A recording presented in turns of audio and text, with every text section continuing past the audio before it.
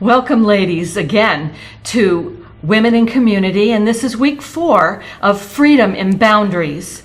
You know, there are several boundaries myths, and one that I wanted to talk about today is that boundaries are selfish.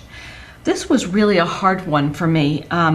Looking at my own needs felt wrong. And I realized that my role all my life had been in taking care of other people and doing for others. And honestly, that was where I derived a lot of my self-worth, because that was really the only affirming message I got. Wow. Yeah. Mm-hmm. And besides, you know, aren't Christians supposed to be selfless? Yes. Right?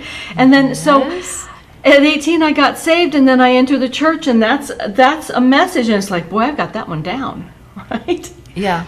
But when I began to learn about boundaries, they felt contrary to who I saw myself to be.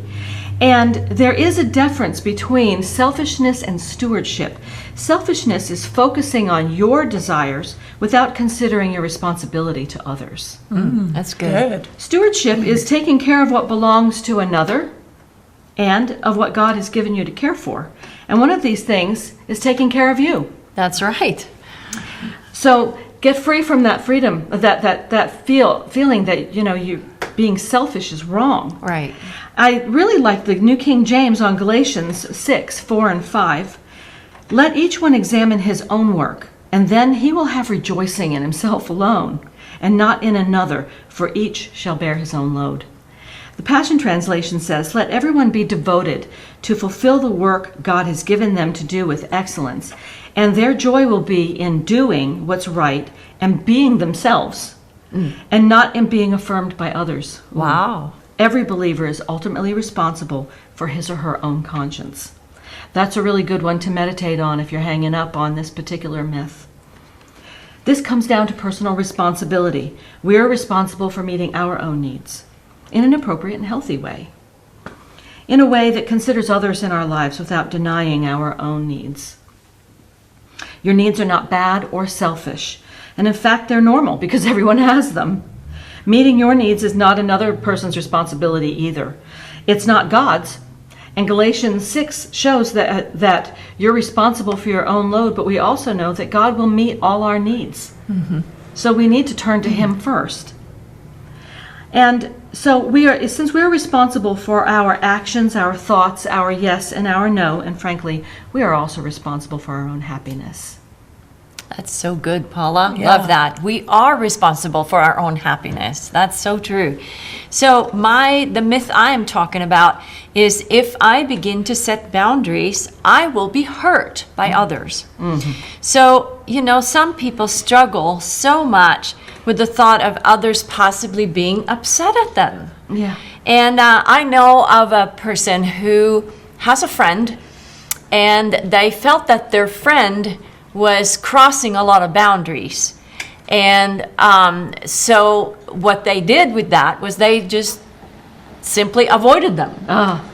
They just stayed away. Yeah. And so instead of, you know, how much better it would have been to be willing to look at themselves, be willing to have that conversation, and maybe win that person in the process, right? Yeah. Right. Yeah. And so that is what boundaries do, actually. They protect relationships from deteriorating and being destroyed. And they give other people an opportunity to recognize their fear-driven behavior and return to a more authentic part of themselves. Wow. And so when we set a boundary by protecting something that we value, you know, we cannot control how that other person is going to respond. That's right. Right. But if we don't set a boundary with that person and they keep acting in a way that makes us feel used, then we're just going to be more and more resentful. That's right. You know? And so we might lose that relationship anyway. Yeah, right. So sometimes setting boundaries clarifies that the relationship was kind of broken anyway. True. Wow. Yeah. And other times you will have protected the relationship by confronting something that threatened it.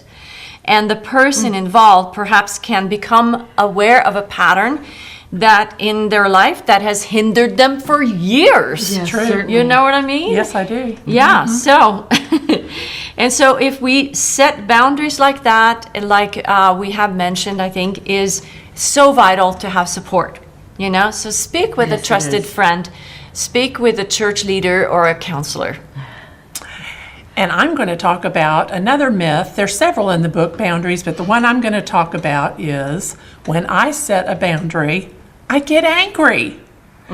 Well, what happened, I can speak to this from personal experience. There was a person in my life that the boundaries had not been respected for many, many years. And I had to set a boundary in order to maintain peace in my own life. And I found that after I set the boundary, I got angry. Well, I read in the Boundaries book, I'm just going to quote it because I thought it was awesome. They say, "It is no secret that quite often when people begin telling the truth, setting limits, and taking responsibility, an angry cloud follows them around for a while." Wow. Wow.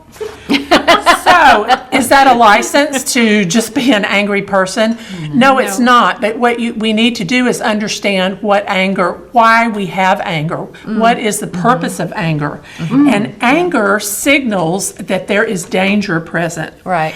And, That's really or good. that our boundaries have been crossed. Exactly. Yes. And what happened in my case, once I set the boundary and I got in that zone, I began all these things from the past. Like they say in the book, it's not new anger, it's actually Wow. old anger. Yeah, yeah. But because you finally set the boundary, Right. then the old anger of all the hundreds of times that the boundaries have been ignored or not respected, that anger seems to flood to the surface.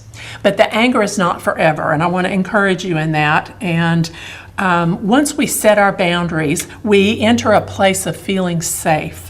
And when we feel So good. safe, So good. we no longer need the anger to push the other person away.